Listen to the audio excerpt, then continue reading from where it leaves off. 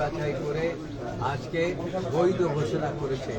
এই জন্য আমি সাংবাদিক সব এবং এখানে যারা উপস্থিত আছেন এবং মহান আল্লাহ রাব্বুল আলামিনের কাছে আমি শুকরিয়া আদায় করছি।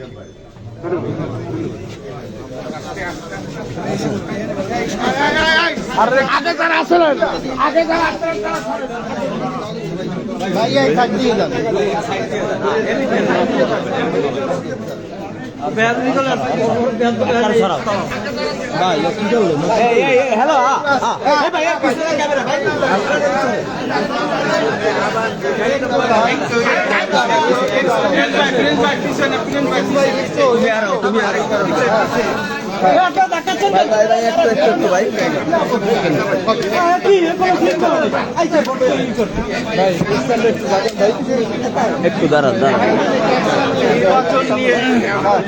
ভাই আপনার ফেলাফেলি করেন শব্দটা থেকে না একেবারে সংক্ষেপে জানতে চাচ্ছি, আপনার প্রতিক্রিয়া জানতে চাচ্ছি। মনোনয়ন বৈধ হয়েছে এবং অনেক প্রার্থী সংখ্যা প্রকাশ করছে, আপনি কি বলবেন?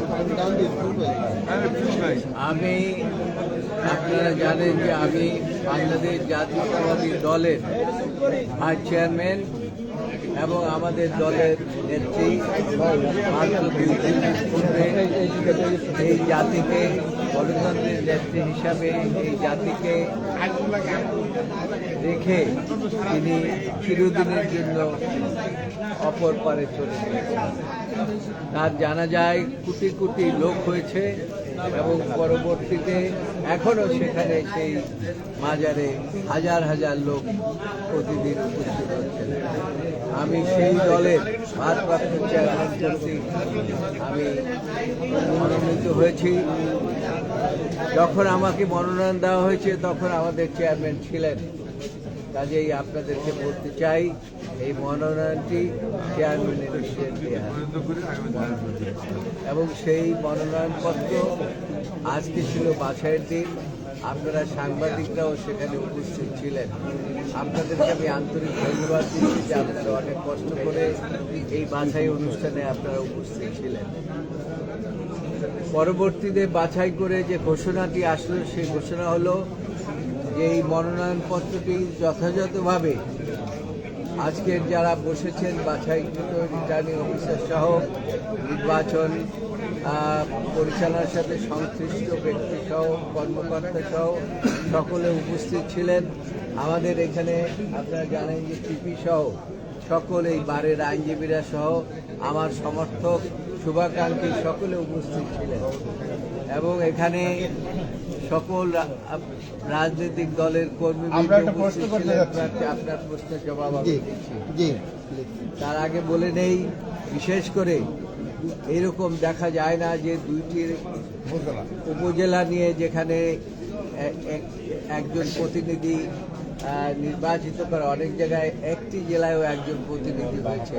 সেইখানে দুইটি জেলারই উপজেলারই সভাপতি সম্পাদক উপস্থিত ছিলেন বাছাইয়ের সময় এবং পৌর বিএনপিরও সভাপতি সম্পাদক উপস্থিত ছিলেন।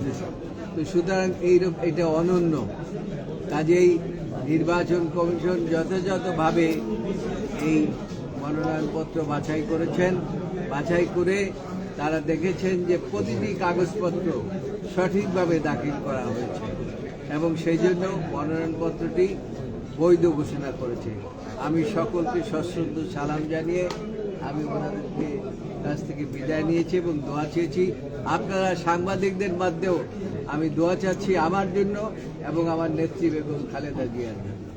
স্যার, শেষ প্রশ্ন স্যার, অনেক প্রার্থী এর আগে স্যার আশঙ্কা প্রকাশ করে গিয়েছে। স্যার, আপনি কোনো আশঙ্কা প্রকাশ করছেন কিনা বা পরিবেশ? এই মুহূর্তে আমি এই সম্বন্ধে কোনো মন্তব্য করতে চাই না।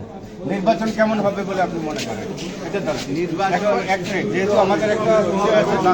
নির্বাচন যখন শুরু হবে, নির্বাচন যখন চলবে, তখনই এটা সম্বন্ধে প্রশ্ন করবেন এবং যথাযথ ব্যবস্থা আইন শৃঙ্খলা বাহিনী কি ভালো দেখছেন? আপাতত দেখছেন।